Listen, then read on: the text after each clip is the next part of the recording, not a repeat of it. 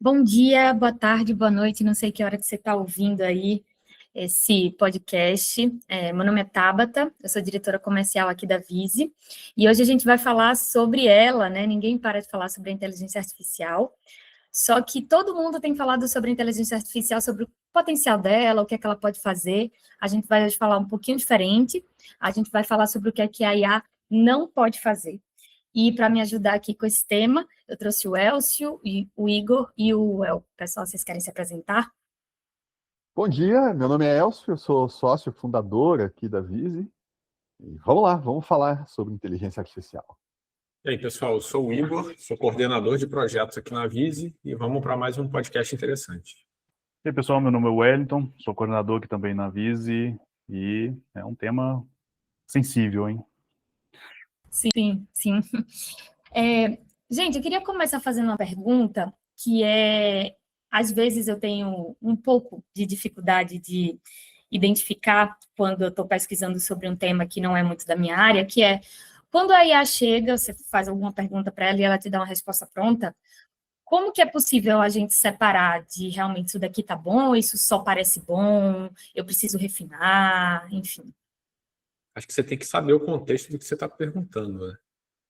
Senão fica complicado. Ou você usa outra IA para saber se a primeira IA falou a verdade com você. Acho que demanda experiência, né, no assunto, não adianta. Sim, se você não tem noção do que está perguntando, qualquer coisa vai servir, né? Você não Sim, vai conseguir nem dizer se é bom ou não, né? Então, ele gera qualquer coisa. Porque, assim, por mais que estamos comentando sobre IA especificamente, mas poderia ser qualquer material da internet, ou, enfim, qualquer tipo de material, né? Se você não faz ideia do assunto, qualquer coisa que você lê, qualquer coisa que uma pessoa te falar, você vai entender que deve ser aquilo, né? Porque não tem outra referência. Fake Então, news. Fake news. é, então depende da experiência para conseguir determinar se é bom ou não. A gente precisa separar aí, eu acho, que as motivações para você fazer uma pergunta para a IA, tá? Uma informação factual simples, sabe? Em que ano foi declarada a República no Brasil? Sabe? Isso está publicado em tantos textos diferentes, a mesma informação em tantos textos diferentes que foram usados no treinamento da IA, que ela vai acertar. A chance de ela errar um negócio desse é muito pequena. Ela vai acertar. Então, se você está começando agora num assunto do qual você não entende nada e você quer um overview dos fatos, assim, você tem uma boa chance de obter um bom overview dos fatos na IA. Num segundo nível de aprofundamento, escolha uma inteligência artificial que te dê links de referência, sabe? Ela vai servir como uma boa busca, mas ela não vai fazer o trabalho humano de ler, de pensar, de avaliar de verdade o conteúdo, sabe?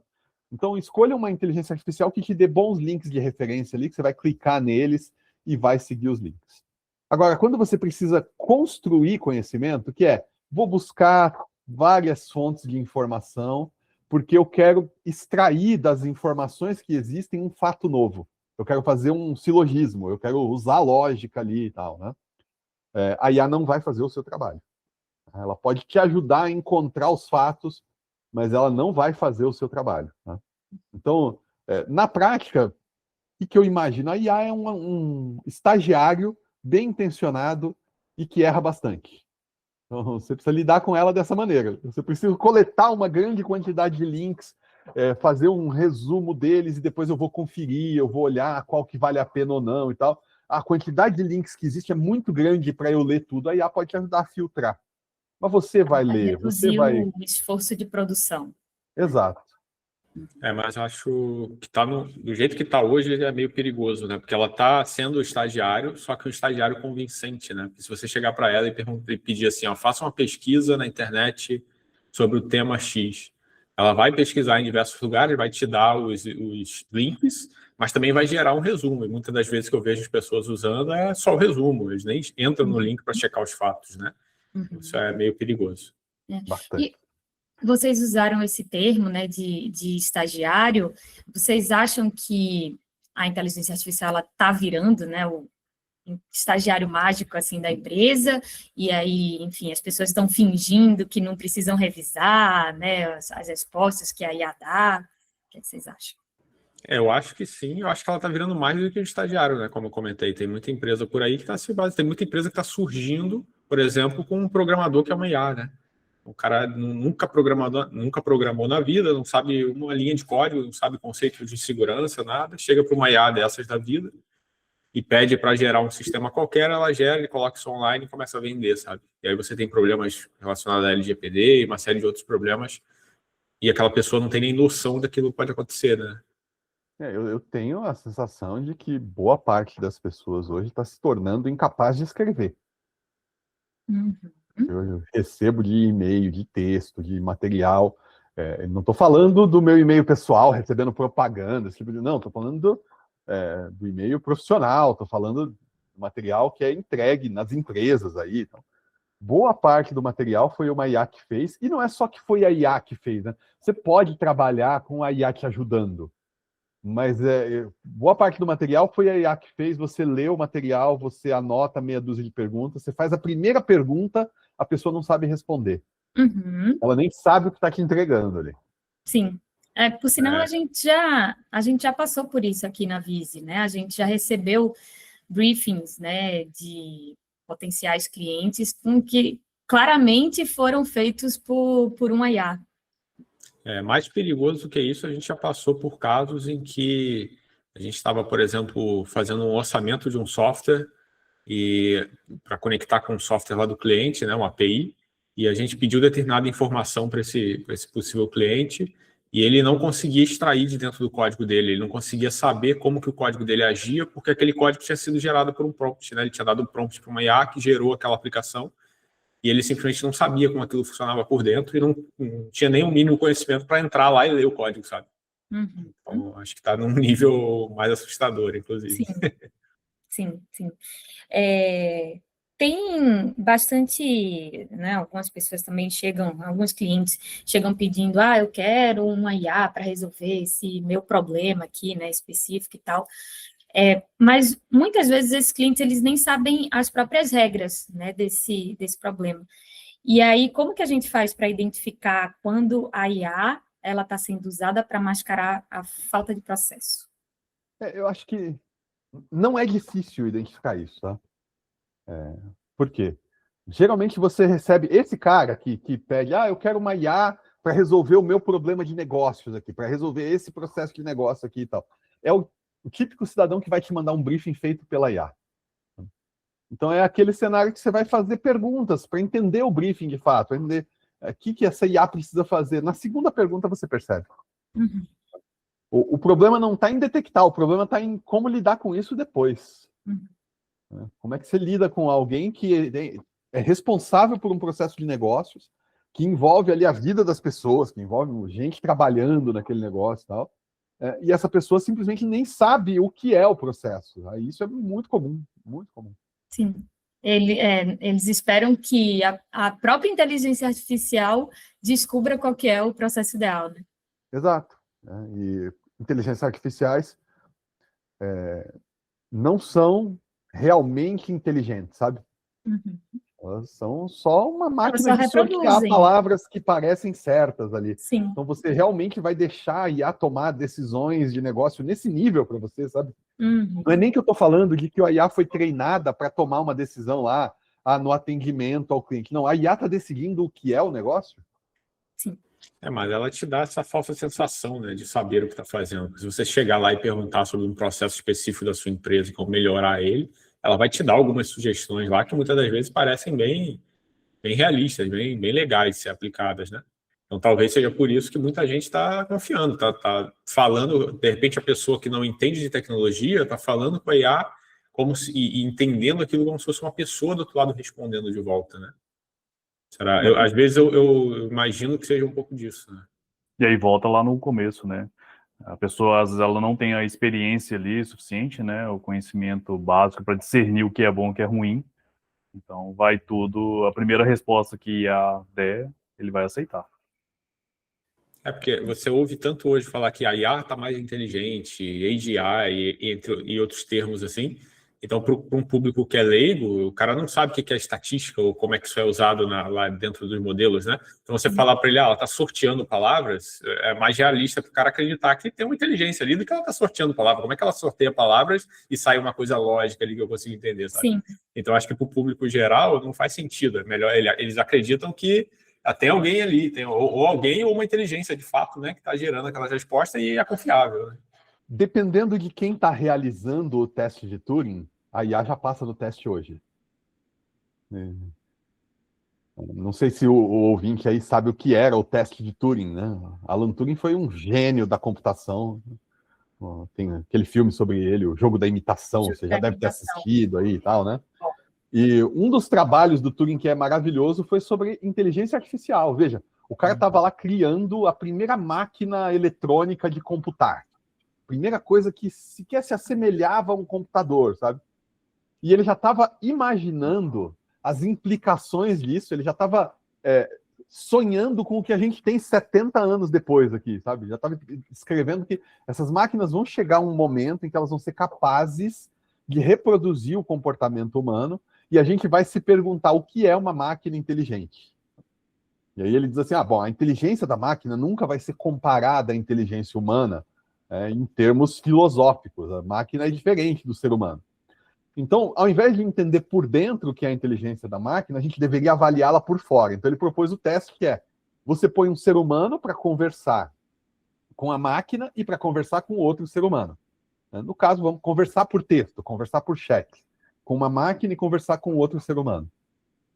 Se essa pessoa não conseguir distinguir quem é a máquina e quem é o ser humano, então a gente pode dizer que a máquina é inteligente. Então, porque não vamos entender, a gente nem entende o que é a inteligência humana por dentro, né? Vamos entender, puxa, essa máquina por dentro já está funcionando como a inteligência humana e tal. E, obviamente, que a gente está muito longe da AGI, mas muito longe. A gente pode até falar desse tema, se vocês quiserem aí e tal. Então, obviamente que a inteligência artificial de hoje não passa no teste de Turing. Só que dependendo de quem estiver fazendo o teste, sabe, do nível de conhecimento dessa pessoa, do nível de instrução dessa pessoa, a IA passa no teste de Turing. A pessoa realmente acredita que está falando com uma entidade inteligente ali e tal, sabe? Então é difícil até culpar as pessoas por esse comportamento. A gente tem mais aqui, sei lá, tentar educá-las, tentar alertá-las, né?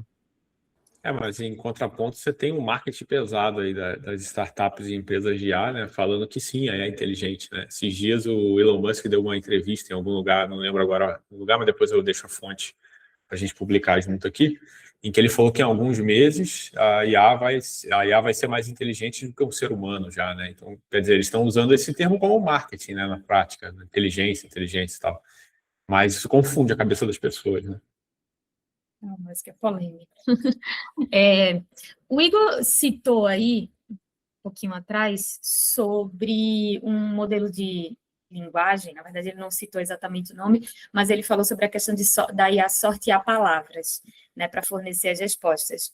E esse modelo de linguagem ele se chama LLM. Eu queria que vocês explicassem, né, para quem não sabe o que é esse modelo de linguagem chamado LLM, e por que a gente não pode deixar uma LLM atuar sozinha, né, para fornecer as respostas para os clientes, enfim. Isso é para o tio Elcio. Vamos lá, então. Bom, inteligência artificial é qualquer coisa que faça um computador fazer escolhas, tomar decisões, para simular o que seria um ser humano, sabe? Em algumas coisas o computador, inclusive, é muito melhor que o ser humano. Por exemplo, para jogar xadrez, né? Já tem uns 20 anos já que o ser humano não consegue vencer o computador no xadrez. Os computadores são absolutos em xadrez comparando com o ser humano e tal. Então, existem várias inteligências artificiais. Quando você vai, eu vou pagar um negócio com o meu cartão de crédito, aí a transação é suspeita, o banco bloqueia, você tem que ligar lá para desbloquear. Aí o banco fala, o nosso sistema detectou que essa transação aí é fora do seu padrão.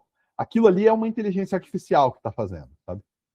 Então, pegaram essa tecnologia estatística das inteligências artificiais para tomar decisões e construíram com ela um sistema para produzir texto. Tá? Então, quando a gente fala que ele está sorteando palavras, ele está realmente sorteando palavras. Tá? O que ele tem de legal ali é que ele tem uma maneira de classificar quão bom ficou o texto. Então, o que a IA faz? Você faz uma pergunta para ela pega essa pergunta e ela sorteia ali 1 milhão de palavras, e com 1 milhão eu não estou sendo assim exagerado. Realmente é por isso, inclusive, que se usam as GPUs, computadores super caros para rodar esse negócio, porque é como se ela sorteasse mesmo 1 milhão de palavras para ser a próxima palavra. Aí ela coloca esse 1 milhão de palavras ali para ser a primeira palavra da sua resposta, pega esse texto e essa resposta e olha na estatística, né, qual que dessas palavras ali é a que mais se parece com o que deveria vir como a próxima palavra na resposta, sabe? Então, tem toda uma se usa um mecanismo, né, chamado mecanismo vetorial para fazer isso, um cálculo de qual palavra é mais próxima de qual e tal, que é bastante complexo, não faz sentido ficar explicando aqui, mas na prática, o que ela está fazendo é realmente sorteando palavras, tá? Sorteando palavras que ela vai comparar com os milhões e milhões de textos que ela tem armazenados e ver qual que parece mais com o que já existe de texto. Então, o que a IA faz é produzir texto que parece uma boa resposta, que parece com o que ela já tem. Então, ela não é boa em produzir boas respostas, ela é boa em produzir texto que parece uma boa resposta. Só que, na maior parte dos casos, um texto que parece uma boa resposta é uma boa resposta, sabe? Especialmente quando a gente está perguntando alguma coisa que é alguma coisa que já foi resolvida muitas e muitas vezes. Você está fazendo uma pergunta que, para quem estudou a fundo o assunto, é uma pergunta óbvia. Então, quando a IA vai ver seu treinamento lá, tem milhares de textos respondendo essa pergunta mais ou menos do mesmo jeito. Quando ela sortear palavras, as palavras vão ficar parecidas com esse texto, vai vir uma resposta certa. Quando você quiser produzir conhecimento novo, né, ela vai sortear palavras lá que parecem uma resposta certa, mas não tem resposta certa armazenada. Então você vai ler aquilo ali e parece que ela fala com tanta convicção quanto ela falou da resposta que ela tinha certeza. É porque ela não tem certeza de nada, está só sorteando. Tá? Então isso que é uma LLM, é uma IA de gerar texto. É isso que a gente está usando agora e está todo mundo chamando de IA, né? O Gemini, o ChatGPT, Grok. Isso é uma LLM.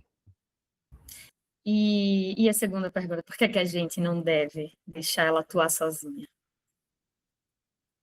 Bom, porque ela, na verdade, está só sorteando, né? Sorteando o texto mesmo. Ela não tem nada daquilo que a gente, ser humano, tem e não consegue explicar, sabe? A gente tem consciência, a gente tem um troço chamado bom senso. Então, existe um monte de fatos que a gente sabe que são porque são, e ninguém consegue explicar, né? Na matemática, eles chamam isso de axioma. Sabe? É um fato que, cara, não tem explicação, ele é tão óbvio que, poxa, ele devia ser simplesmente óbvio para todo mundo, sabe? Então, se alguém te pergunta por que 2 mais 2 são 4, você não sabe explicar por que 2 mais 2 são 4. Sabe? Um filósofo poderia escrever um livro inteiro explicando por que 2 mais 2 são 4, mas você nunca pensou no assunto, mas é tão óbvio para você, puxa, 2 mais 2 são 4, sabe? A IA não tem isso. Então, ao mesmo tempo que ela vai produzir conteúdo que você olha e fala, nossa, esse troço é super inteligente, ela vai cometer erros absolutamente bobos ali, sabe? Que você olha e fala, mas como alguém tão inteligente pode ser tão burro ao mesmo tempo? É porque ela não é inteligente, ela só está sorteando mesmo. Então, se você coloca a IA para tomar decisões que impactam a vida dos seres humanos sozinha, ela vai tomar decisões que qualquer ser humano ia olhar e falar, não, isso aqui é um absurdo, gente. O resultado disso não é o que a gente gostaria, sabe? A IA não vai ter isso. Gente, e se, digamos, né, que uma empresa ela está ali usando um chatbot para atender seus clientes, e aí a inteligência artificial, ela alucina, né, inventa aí alguma coisa absurda, e o cliente acredita. Quem que termina pagando essa conta? É o cliente? É a sua empresa? Como que é? Acho que aí também depende do contrato que se teve, né, com o cliente. Porque assim, precisa deixar claro o que está acontecendo por baixo dos panos, né? Porque o próprio ChatGPT, se entrar na interface dele, já existe um aviso lá no rodapé falando que ele pode cometer erros, né? Então, qualquer informação importante precisa ser checada. Então, o próprio ChatGPT tem essa informação e o chatbot, ele está usando provavelmente um ChatGPT por trás. Algo parecido, pelo menos. Então, do mesmo jeito que pouca gente ver isso, né? Ver essas notinhas de rodapé. E dependendo do uso também, você inviabiliza o uso dela, né? Porque você imagina, você vai fazer um chat para o seu negócio lá, para você não ter que ter um atendente humano ou você aguentar mais demandas de atendimento. Aí só que aí o cliente vai falar com você e tem um aviso lá embaixo. Eles consideraram o que esse chat falou e checaram os fatos. Então não fez sentido você ter um chat que é um IA, né? Não adianta ter, é verdade. Esse é um negócio que acho que o Wellington falou, mas é importante a gente frisar a importância desse fato, sabe? A OpenAI, que é uma empresa ou uma instituição sem fins lucrativos, agora virou lucrativo, mas que tem investidores investindo muito dinheiro. Os caras são a ponta de lança nessa área, ou pelo menos eram até recentemente, né? Agora tem muita concorrência de peso, mas, cara, todo mundo olha para a OpenAI dizendo que isso aqui é o estado da arte em LLMs hoje, o ChatGPT, o que eles estão fazendo, o mundo está copiando e tal. Esses caras, com o dinheiro que eles têm, com o conhecimento que eles têm, a vanguarda desse negócio, eles colocam escrito lá embaixo, pequenininho. O ChatGPT pode cometer erros. Sabe? Então, se os melhores do mundo nisso não conseguem te dar uma inteligência artificial em que você possa confiar, né? Que mágica você acha que você vai fazer na sua empresa, no seu negócio, né, para entregar uma IA confiável ali? Sabe? Então, a gente precisa tomar muito, muito cuidado com isso. Tá? Tem um monte de casos aí de gente morrendo, sabe? Os Alpes italianos, né? A parte dos Alpes que fica no norte da Itália ali, as autoridades públicas assistiram recentemente um aumento no número de mortes lá. Porque muita gente quer visitar os Alpes, né, e pergunta para a inteligência artificial: o que eu preciso? Qual que é o melhor caminho? Que equipamento precisa levar, sabe? Ao invés de fazer uma pesquisa real, a pessoa acredita no que o ChatGPT respondeu ali. Hein? E aí a pessoa vai e se mete em negócios super arriscados e muita gente acaba morrendo por causa disso. Hein? Esse dia tem uma notícia de uma mulher que morreu porque ela mostrou uma planta na câmera para inteligência artificial e perguntou: isso aqui eu posso comer ou é venenoso? E confiou na resposta da inteligência artificial. Então, em primeiro lugar, para a vida prática, as pessoas precisam aprender o que é a inteligência artificial, onde ela é realmente útil, o que você não devia fazer com ela. Por exemplo, confiar cegamente nos fatos que ela te diz, sabe? Isso aí não devia estar fazendo. Tá? E aí, aprendendo isso na vida prática, a gente devia levar isso para o mundo empresarial. Tá? Eu lembro que a gente estava num evento, a Tabata vai lembrar desse, que uma empresa estava demonstrando, deu palestra lá, mostrando um case, eles tinham feito um assistente de viagem. Você podia entrar lá e dizer: olha, eu quero fazer uma viagem assim assado, para tal lugar, com tal objetivo, com tantas pessoas, me dê dicas aí. E aí eu falei: bom, deixa eu testar esse negócio, né? E ali durante a palestra, o pessoal lá falando, eu abri meu celular e fiz uma pergunta simples. Na hora. Falei: pô, um lugar que eu costumava ir bastante com a minha mulher, Monte Verde. Falei: vou fazer um passeio de casal em Monte Verde, o que você me recomenda? E ela começou a me recomendar pontos turísticos, atrações que não existem em Monte Verde, sabe? Falou da Praça do Pôr do Sol, para ver o pôr do sol. Falei: pô, Praça do Pôr do Sol é aqui, na Vila Madalena, né? Em Monte Verde não tem, não conheço, não. Sabe? Me recomendou restaurantes, tudo. Eu fui até no Google Maps, falar: pô, será que eu não conheço esses lugares? E os lugares não existiam, né? Então, assim... eu acho que era restaurante que já tinha fechado, já fazia muito tempo, né? Muitos anos. Ou alguns que ele simplesmente inventou mesmo, não existia, sabe? Juntou uns nomes lá de coisas que pareciam bonitas, que pareciam a resposta certa e não existiam. Então, as empresas precisam entender isso antes de começar projetos de inteligência artificial. Ela pode ser útil para muita coisa, mas se você não entender as limitações, você vai colocá-la no lugar errado, sabe? E aí, dependendo do lugar em que você a colocar, é prejuízo na certa, sabe? O Igor falou aí sobre atendimento, né? Pensa no problema jurídico de uma IA alucinando no atendimento. E pensa no seguinte: não necessariamente ela está alucinando com um consumidor bem intencionado. Porque, não, mas a pessoa sabe que é uma IA e tal, né? De repente, se não resolveu o problema dela, ela fala: quero falar com um ser humano. Então. Mas pensa no consumidor mal intencionado, no cara que está procurando um motivo para iniciar uma batalha jurídica contra a empresa. sabe? Ele tem todo o tempo do mundo, ele vai ficar ali conversando com a IA e coletando alucinações, né, para usar depois no tribunal. Então, a gente precisa entender esses limites, sim. Sim. Muito do que a gente está falando aqui está mostrando, né, que a inteligência artificial ela não pode simplesmente ser usada sozinha, ela precisa de alguma supervisão humana, né, enfim, para a gente para não alucinar, enfim.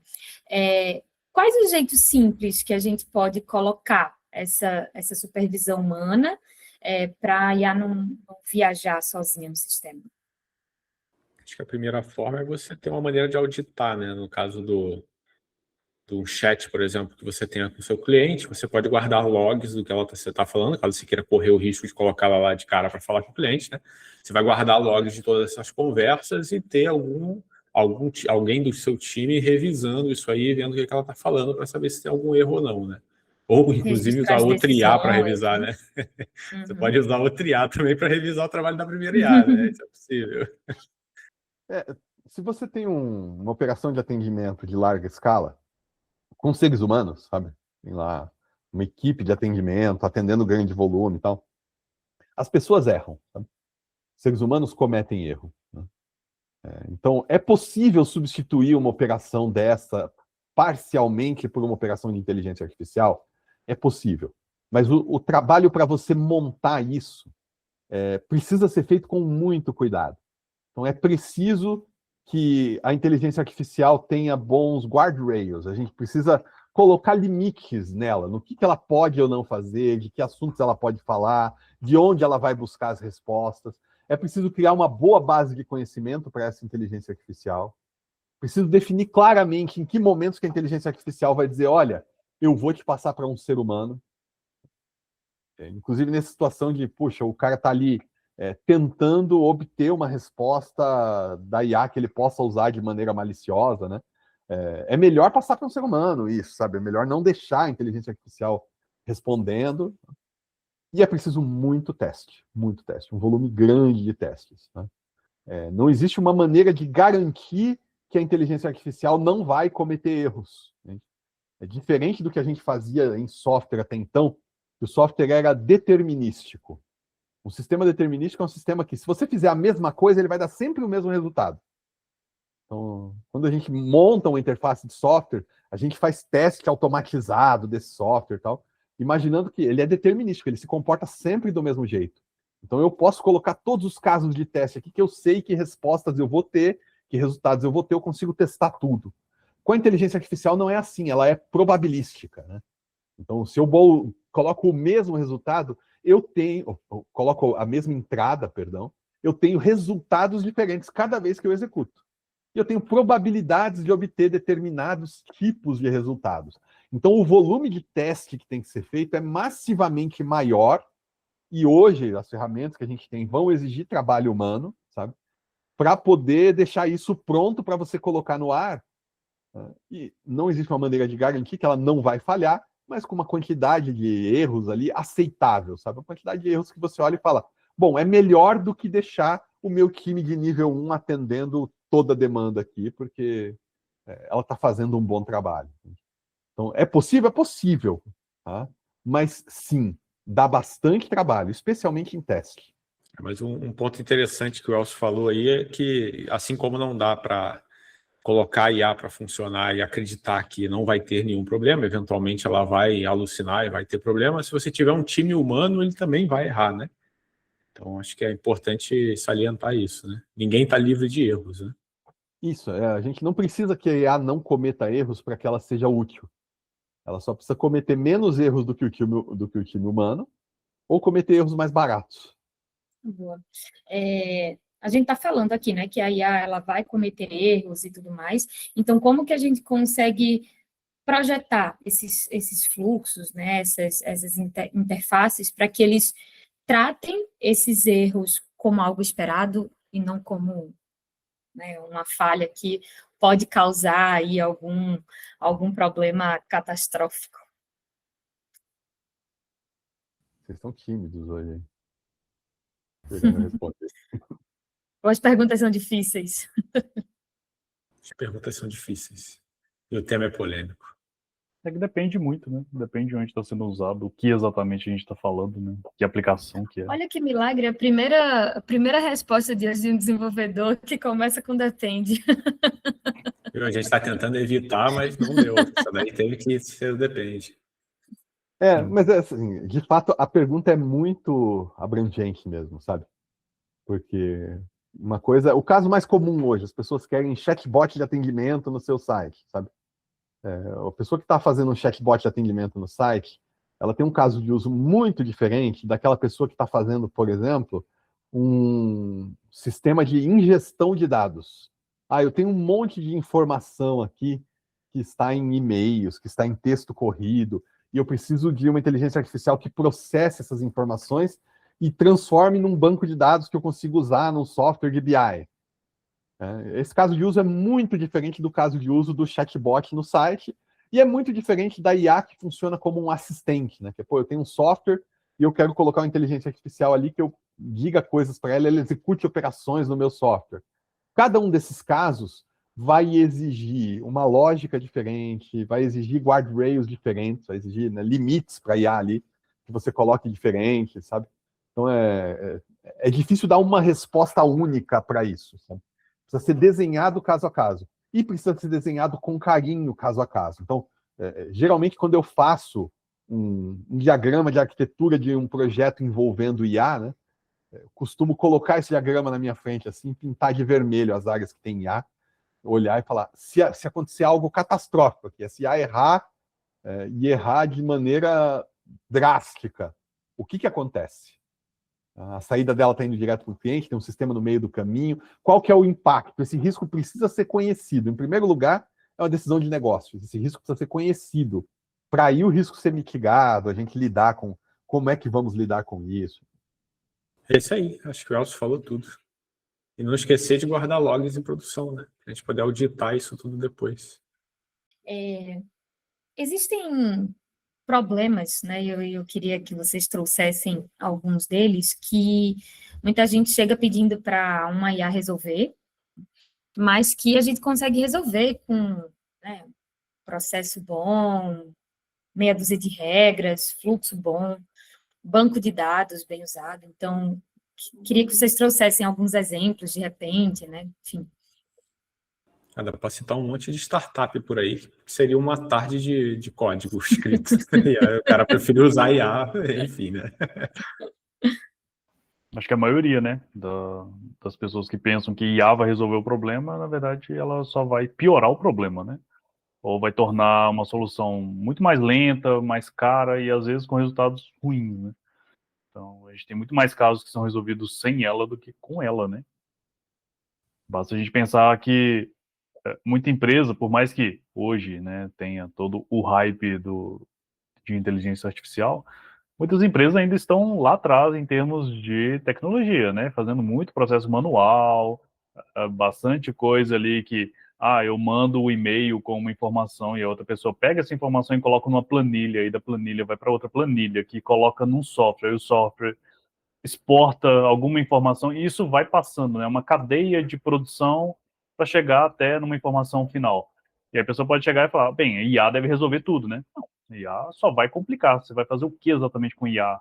Né? É muito mais fácil você organizar seu processo, automatizar ele, que não precisa de IA, e talvez no final lá, se você precisar, sei lá, de um resumo, de algum tipo de extração de informação mais subjetiva, aí ok, a gente pode pensar em IA, mas lá na frente, né? Hoje você tem problemas muito mais básicos do que uma IA vai conseguir resolver. Acho que a gente está no hype, né? Igual quando surgiu aí o banco não relacional para quem é de tecnologia ou coisas do gênero, a gente está no hype, então o pessoal quer usar IA com tudo, né? Todo mundo quer usar. Você vai no mercado comprar um biscoito, vai estar escrito formulado por IA, então ele é melhor, tem mais vitaminas e tal. Então, enfim. O El estava contando para a gente esses dias da escova de dentes com inteligência artificial, né, El? Pois é. Porque tá no hype, né? Então, o que você conseguir colocar IA no rótulo vai vender mais, né? Então, o que a gente estava comentando era a escova lá e ela falava que usava IA para mapear as regiões da sua boca que mais necessitavam de limpeza e tal. Assim, esse é claramente um caso de que IA foi simplesmente para chamar atenção, porque não tem nenhuma necessidade, né? Nem mesmo nas outras funcionalidades, né? Mesmo se a gente colocar um caso de eliminamos IA.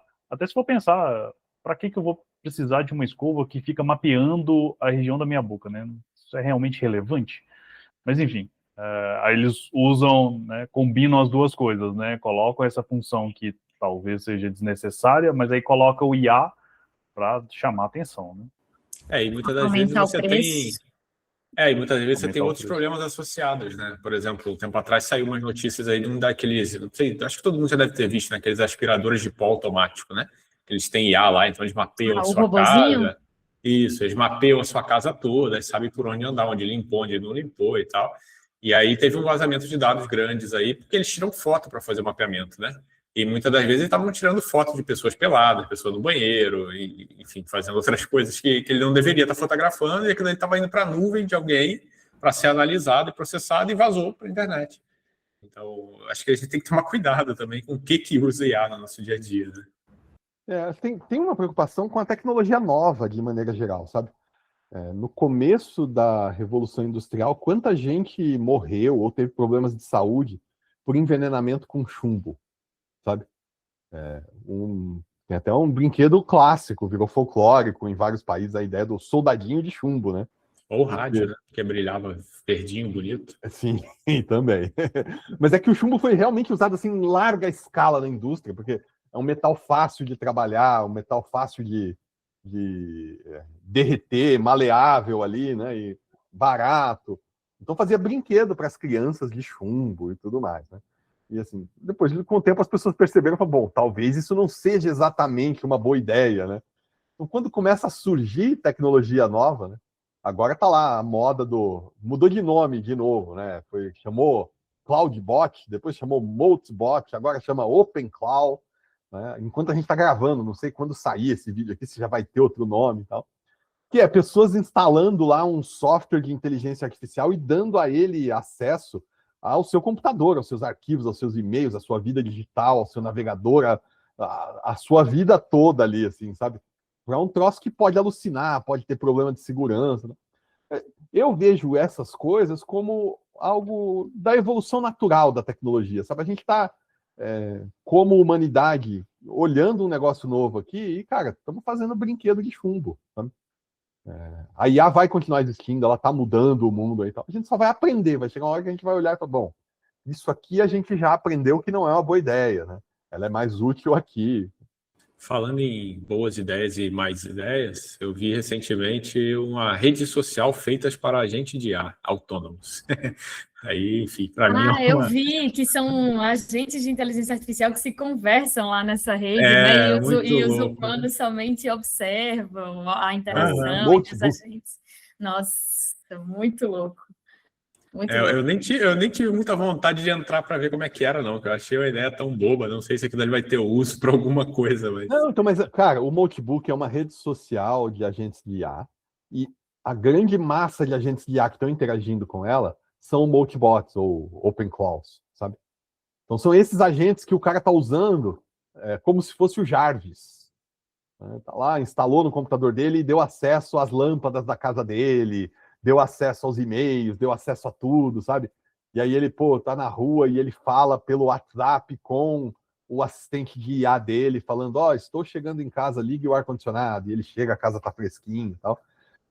E ele tá pondo esse agente de IA para conversar na rede social e lá eles estão trocando skills.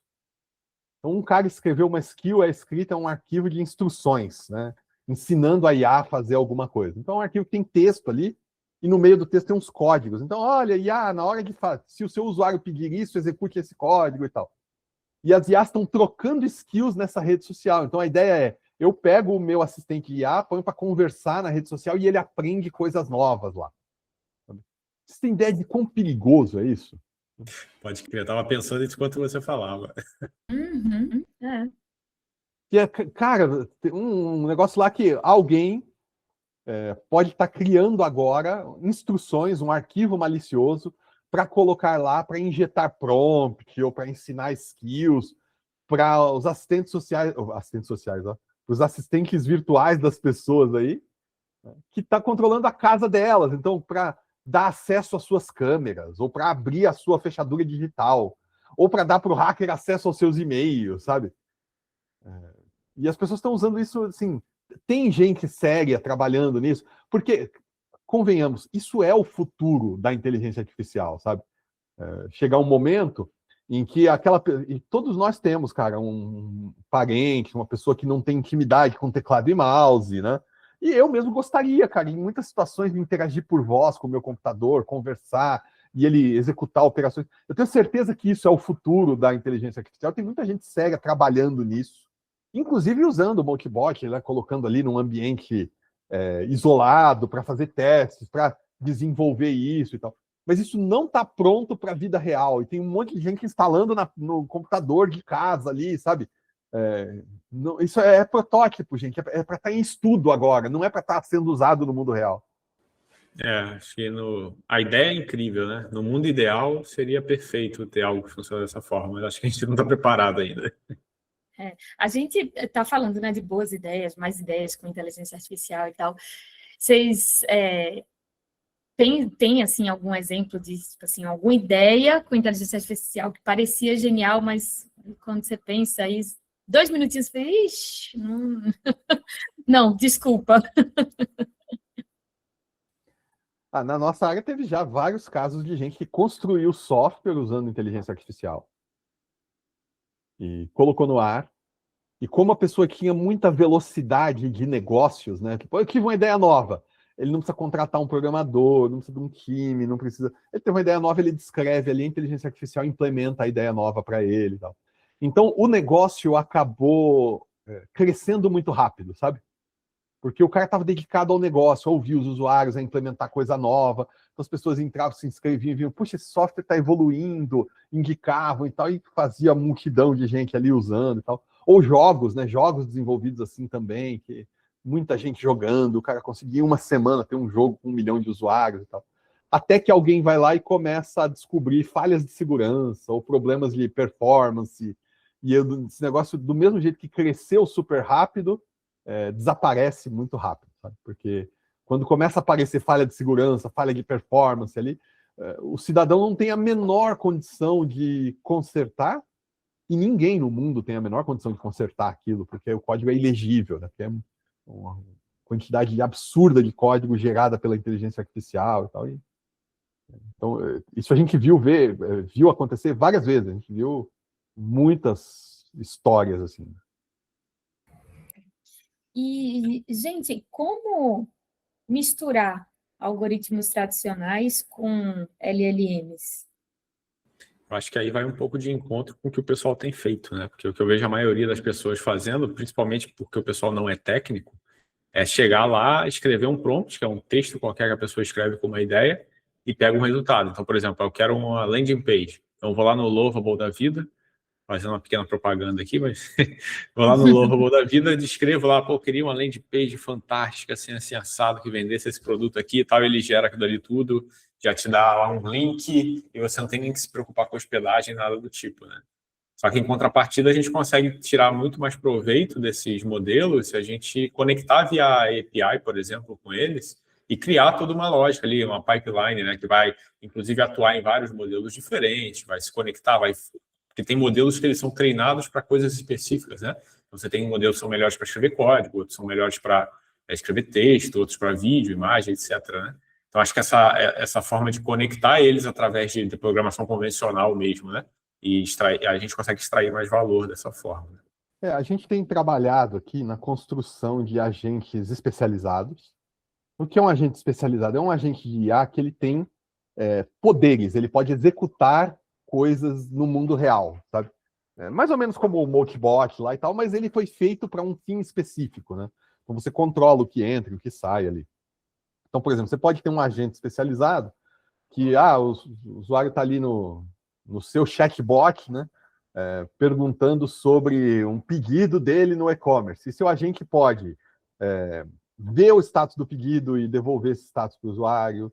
Ele pode tomar ações sobre o pedido por conta do que o usuário pediu e tal. O usuário fala, cancela o pedido, ou qualquer coisa assim. né? E essas ações vão estar dentro de um controle que foi definido por um ser humano, o que a IA pode fazer ou não, quais são essas regras e tudo mais e tal. Ele pode acionar um ser humano para fazer alguma coisa ali através dessa... e tudo isso é feito com código convencional que é plugado no agente. Então a gente tem um agente pilotando o código convencional. A gente tem também o cenário contrário, né, que é o que o Igor citou aí, que é, eu tenho um software, meu software já funciona, ele tem todo um workflow, ele tem vários passos, várias etapas, várias operações que acontecem ali dentro, e em uma ou outra dessas operações eu quero plugar a inteligência artificial ali. Então eu quero que o meu software chame um agente de IA para fazer alguma coisa. Tal. A gente tem montado, inclusive, times de agentes de IA coordenados por software. Tá? Qual que é o lugar onde a inteligência artificial ela pode brilhar de verdade, assim, num produto, e por quê? Olha, eu acho que criação de resumos, coisas que são repetitivas, né? Então, resolução de tarefas repetitivas, principalmente. Eu acho que ela brilha muito nesse contexto. Sim, tarefas repetitivas, certamente. Em processar dados não estruturados. Então, imagina o seguinte, cara, eu tenho um monte de informação aqui, histórica minha, que está nos e-mails, está nos PDFs e tal, e eu precisava extrair dali informação, por exemplo, sobre quantos tickets foram chamados para cada produto e qual a gravidade de cada ticket. Você pode, né, poderia ter um ser humano lendo esses e-mails todos e cadastrando, uma inteligência artificial para fazer isso, para fazer essa extração, né, de dados não estruturados e transformar em dados estruturados. Seria algo que a IA vai, com certeza, brilhar muito aí. Outra coisa também é como um auxiliar do ser humano no raciocínio. Que aí é que está o lance onde a IA é realmente útil, sabe? Então, puxa, eu não entendo nada de física nuclear. Se eu for fazer perguntas para a IA sobre física nuclear, ela vai me responder coisa ali e tal, e eu vou acreditar, e aí provavelmente ela vai misturar informações ali sobre ciência, né, física e tal, com baboseira pseudocientífica sobre física quântica. Eu não sei nem distinguir entre uma coisa ou outra. Agora, se eu fosse um físico nuclear fazendo uma pesquisa, pensando num problema difícil e tal, eu poderia pedir para a IA me provocar, sabe? Me fazer questionamentos, validar, avaliar o que eu estou preparando, o que eu estou escrevendo. Eu costumo fazer isso bastante. Eu estou preparando um material agora, por exemplo, para um treinamento, e eu peço para a IA, o que eu deixei de ver aqui? O que está faltando? O que você achou disso aqui? O que podia mudar na ordem, na forma como eu explico? E eu não acredito no resultado, tá? Quando ela me dá o resultado, eu leio e vejo se faz sentido. Mas geralmente tem uma ideia boa no meio, um negócio que, puxa, é verdade, não pensei nisso, vou revisar isso e tal. Então, a IA pode ajudar nisso. Ela pode ajudar, por exemplo, em auditar conteúdo textual. Sabe? Eu tenho muito conteúdo em texto aqui, eu quero encontrar lugares em que, por exemplo, o meu atendente foi mal educado com o cliente. Então, você pode ter algoritmo convencional para isso ali, que lê por palavrões. O cara falou um palavrão, né? Não precisa guiar para isso. Um software simples encontra em que momentos falou palavrão ali e tal. Mas você pode preparar uma inteligência artificial para ler esse conteúdo todo, né? E indicar, falar, olha, essas mensagens aqui seria bom que um ser humano revisasse, porque eu acho que aqui tem algo errado. Acho que aqui o comportamento do atendente não foi o melhor, sabe? Então tem muitos casos de uso, e a gente nem está falando ainda de inteligência artificial que vai lidar com dados estruturados. Esse é outro negócio que um LLM pode ser preparado usando software para receber e devolver dados estruturados e não simplesmente texto puro, sabe? E aí tem muita coisa legal que pode ser feita dentro de um software, né, para sempre tarefa que tem a ver com texto, né, sempre tarefa textual e tal, mas para facilitar a vida dos usuários ali, dentro de um software, dentro de um ERP, por exemplo, sabe? Pode ter uma IA que recebe os pedidos no ERP e gera a descrição do pedido, que é sempre, o cara sempre copia na descrição o nome da conta gerencial, porque ele não quer escrever alguma coisa. E a IA pode auxiliar ele ali. Então muita coisa em que a IA pode ajudar ali. Desde pequenos detalhes, né? Começar simplesmente preencher uma descrição num pedido, até operações inteiras que a IA pode realmente facilitar muito o trabalho humano. tem muita coisa que a IA pode fazer, mas o que é que ela não vai cumprir tão cedo, né? Que as pessoas pensam, os clientes pensam que é fácil, pedem e tal para a gente, mas qual que é o sonho que ela não vai cumprir tão cedo? E existe alguma regra, assim, para a gente não se iludir, achando que ela vai ajudar a gente com determinada tarefa, determinada... Pergunta difícil essa. Acho que ela não vai substituir um humano, né? Acho que essa é uma ideia que muita gente tem, né? Por exemplo, eu tenho aqui 30 atendentes, eu vou colocar um chat ali, ele vai substituir todo mundo. Ou eu tenho, sei lá, várias pessoas no chão de fábrica, eu vou botar um robô ali, ele vai substituir todo mundo. Acho que sempre vai precisar de pessoas nessa monitoria ou no treinamento, né, na estruturação dessa IA. Você não vai rodar a sua operação inteira com IA e ter um lucro absurdo porque você substitui todo mundo, né? Acho que a gente vai ter essa modificação do que as pessoas fazem, mas elas continuam presentes, né? Acho que esse seria o ponto. Ela não vai substituir o ser humano em sua melhor entrega, sabe? O ser humano fazendo o trabalho de ser humano. Porque, por exemplo, a gente aqui falou bastante sobre as pessoas estarem usando assistentes de IA que geram software. E, obviamente, um assistente de IA que gera software vai fazer um trabalho bastante pobre nas questões de bom senso. E tem muita coisa de bom senso em software, sabe? De gerar uma arquitetura que suporta o negócio, mas que, ao mesmo tempo, não é super complexa, de cuidar do custo de executar isso depois. Então, fazer um negócio que não vai custar uma fortuna para hospedar. Segurança é um negócio super de bom senso, sabe?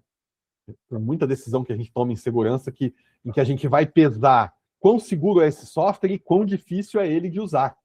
Se eu quiser deixar o software absolutamente seguro, ele vai ficar impossível de usar.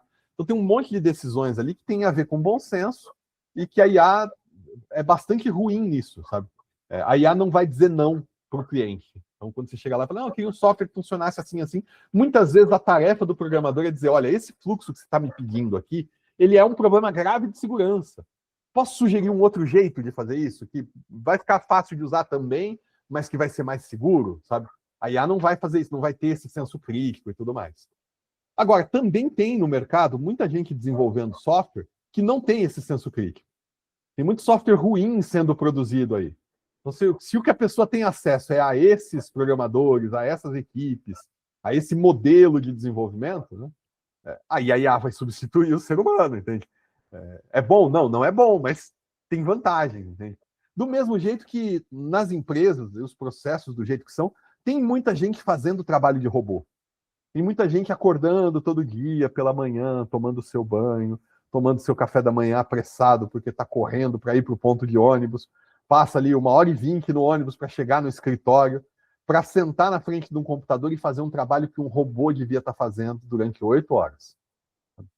Então, essas pessoas vão ser substituídas pela IA, né? E aí a gente fez um episódio sobre o futuro do trabalho, não vamos voltar nesse tema aqui, né? Eu não sei quais vão ser os impactos econômicos disso e tudo mais, mas essas pessoas vão ser substituídas pela IA, sim, né? E a gente falou, né, do modelo de LLM, e como que o uso dessas LLMs ele pode tornar o software mais acessível, né, mais intuitivo, permitindo que o usuário converse, né, com os dados da empresa. É importante pontuar também que não existe só o LLM, né? Sim. LLM é o de momento. É um dos mais usados também hoje, né? Eu queria propor para o ouvinte aí um exercício simples. Abre aí um software que você está acostumado a usar. Abre, por exemplo, o Word. Não, mais simples que o Word. Abre o Google Docs. O Google Docs é um Word super simplificado. Assim, tem 1/10 dos recursos que o Word tem, sabe? Abre o Google Docs e navega no menu. Vai lá, clica no menu arquivo, olha o que tem embaixo, clica no editar, olha o que tem embaixo e tal. Navega nos menus e me diz quanto desses menus você já usou ou sabe usar. Então, a gente criou esse modelo de interface de software, foi criado pela Xerox lá nos anos 70, no Parks, em que a gente tem um mouse, um teclado, menus, ícones, e é um modelo maravilhoso. Assim, sou apaixonado por essa ideia, pelo que eles fizeram ali, um negócio que cara, mudou 50 anos de como a gente trabalha, né, foram moldados por esses caras e nada me diz que os próximos 50 anos não vão continuar sendo assim. Tá? Mas esse modelo não é absoluto. Então, assim, você poder interagir com um computador conversando com ele é um sonho antigo, inclusive. Em 2001, o Michael Dertozos, que era diretor do MIT, ele escreveu um livro chamado A Revolução Inacabada. É um livro maravilhoso. Eu recomendo a todo mundo que leia A Revolução Inacabada, para você ver como é que um cara que era diretor do MIT pensa, sabe? Porque ele estava descrevendo o que se tinha chegado até ali em computação, né? Então ele estava ali vivendo a era do começo da internet, né? Então, e o que era o plano do MIT? O que eles estavam pensando que seria o futuro da computação? Então pensa lá em 2001, ele estava prevendo o smartphone, sabe? O smartphone como a gente tem hoje, ele descreveu em 2001. Em 2001 ele estava prevendo o cloud, né? Essa ideia de, puxa, meus e-mails estão na cloud, meus documentos estão no cloud, né? Ele previu isso em 2001. Estava tudo lá já no livro dele, é maravilhosa a leitura. Assim. E uma das coisas que ele diz lá é que a interface com os computadores vai se tornar mais humana, a gente vai interagir com voz. Né? Voz deixa as coisas mais fáceis, você não precisa ser treinado para usar um software que você interage com voz. Você simplesmente começa a conversar com ele, o software faz o que você precisa. Então isso vai facilitar muito a vida de todo mundo. Todo mundo vai ficar bom no Photoshop, se você puder só falar para o Photoshop o que você quer que ele faça, sabe? Então, isso aí eu acho que é um negócio que vai mudar a computação. E para fechar, né, aqui nosso episódio de hoje,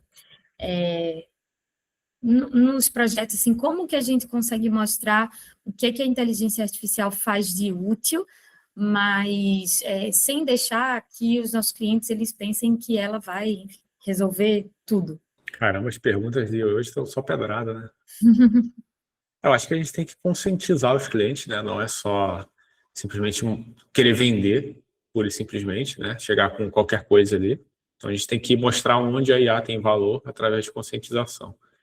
E procurar entender, né? Sempre é uma coisa que a gente tenta sempre fazer aqui na Vise, que é entender o negócio do cliente, não só vender o que o cliente está querendo, sabe? Então, muitas das vezes o cliente chega para a gente e ele tem um certo desafio e ali durante aquele papo que a gente está tendo com ele, a gente está entendendo esse desafio, como que ele opera, a gente consegue encontrar várias outras pontas soltas, vários outros problemas que ele não viu, né?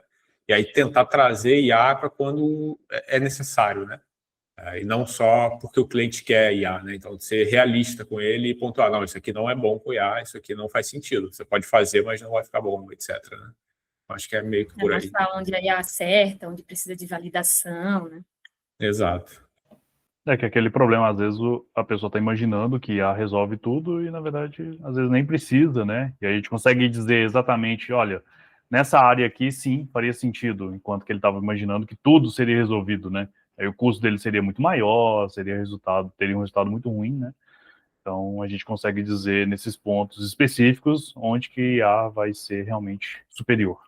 Que é um papel que a gente já meio que fazia antes da IA, né? Porque você via muito cliente que chegava até a gente a gente comentou, acho que no episódio passado, ou em algum deles, não lembro agora, mas sobre infraestrutura, né? Então, o cliente, às vezes, por conta de hype ou porque alguém ali do time dele sugeriu uma infraestrutura cabulosa lá de nuvem, com um monte de coisa e tal, ele gastava rios de dinheiro naquele negócio quando ele não precisava daquilo. Então, acho que com IA está se tornando a mesma coisa, né? Você vai querendo empurrar modelos de LLM, principalmente, em vários e vários lugares que não necessitam daquilo, você só vai gastar dinheiro, de repente ele vai até te dar um resultado mais ou menos, mas você conseguiria gastar muito menos com programação pura e simples, né? Sem ter que usar um modelo ali para fazer o que está sendo feito.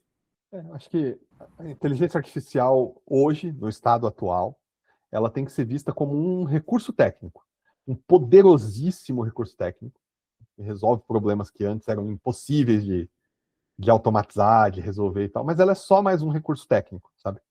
Então, a gente não gasta tempo discutindo com o cliente se ele deveria usar ou não um banco de dados relacional ou não relacional, sabe? Isso é só parte do negócio, sabe? Então, a gente se concentra no problema de negócio dele. Cara, para resolver esse seu problema de negócio, vamos desenhar uma arquitetura aqui, olha, aqui a gente vai usar um banco de dados relacional, aqui um não relacional, aqui a gente vai usar um sistema de busca semântica, aqui a gente vai usar uma inteligência artificial. É um pedaço do desenho de arquitetura, sabe?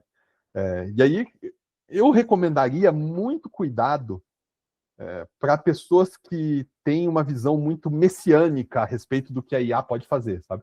Se você tem um software para desenvolver, você está indo no mercado, fazendo uma reunião e o cara está te dizendo, não, a IA vai resolver isso, vai resolver aquilo, vamos botar inteligência artificial em tudo, que é isso, que é aquilo e tal. Eu olharia com muita desconfiança, sabe? É um recurso realmente poderosíssimo, está mudando o mundo e está só começando, mas é só um recurso técnico extra, sabe?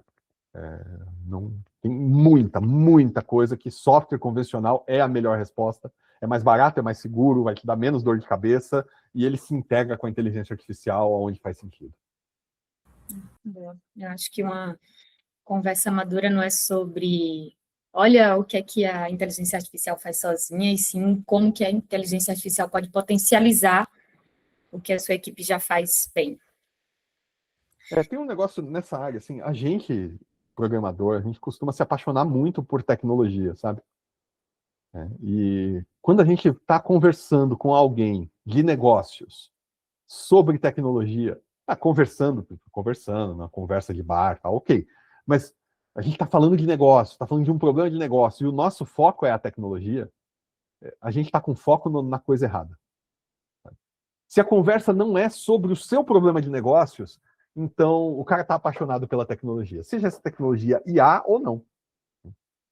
Qual que é o seu negócio? Qual que é o seu problema de negócio? Vamos conversar sobre ele. Se a solução para ele é IA, a gente vai falar de IA também, mas o foco da conversa tem que ser o negócio. Boa. Então, gente, acho que temos um episódio, né? Boa. Isso aí. Tem mais algo que vocês gostariam de adicionar aqui na conversa, no tema, para a gente finalizar?